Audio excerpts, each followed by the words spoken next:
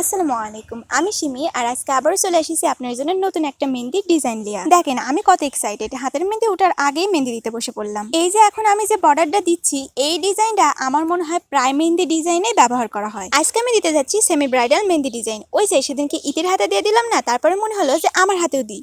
প্রথমে হয়তো বা আপনাদের মনে হতে পারে যে সেম টু সেম ইতির মতো দিচ্ছি, কিন্তু আপনারা সম্পূর্ণ ভিডিও দেখলেই বুঝতে পারবেন যে ইতির মতো না, একটু ভিন্নতা আছে।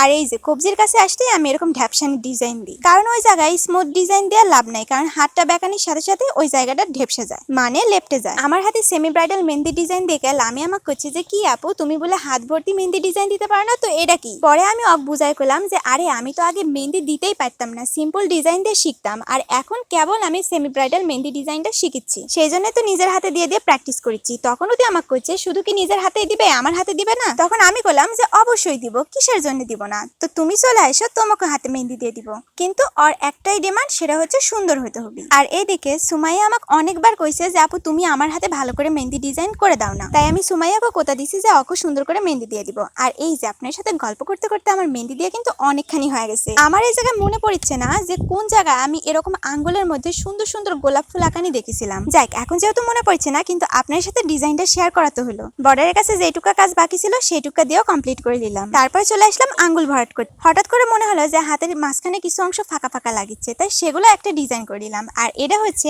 আমার মেহেন্দির ফুল লুক। আপনারা যদি এরকম ভিডিও দেখতে চান তাহলে চ্যানেলটা সাবস্ক্রাইব করে সাথেই থাকেন। মেহেন্দি তুলতে তুলতে হয়ে গেছিল সন্ধ্যা, তাই ফ্ল্যাশ জ্বালায় এই ক্লিপটা লিছি। কমেন্টে জানায়েন আপনার কাছে কিরকম লাগলো।